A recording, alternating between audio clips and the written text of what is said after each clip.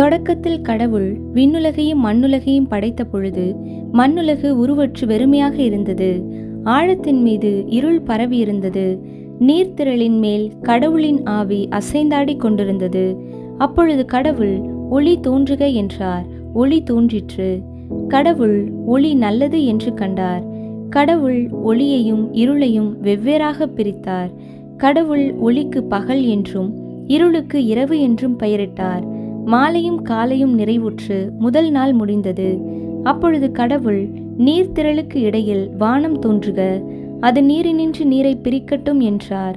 கடவுள் வானத்தை உருவாக்கி வானத்திற்கு கீழுள்ள நீரையும் வானத்திற்கு மேலுள்ள நீரையும் பிரித்தார்.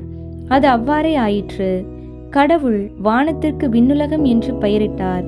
மாலையும் காலையும் நிறைவுற்று இரண்டாம் நாள் முடிந்தது. அப்பொழுது கடவுள் விண்ணுலகுக்கு கீழுள்ள நீர் எல்லாம் ஓரிடத்தில் ஒன்று சேர உலர்ந்த தரை தோன்றுக என்றார். அது அவ்வாறே ஆயிற்று. கடவுள் உலர்ந்த தரைக்கு நிலம் என்றும் ஒன்று திரண்ட நீருக்கு கடல் என்றும் பெயரிட்டார். கடவுள் அது நல்லது என்று கண்டார்.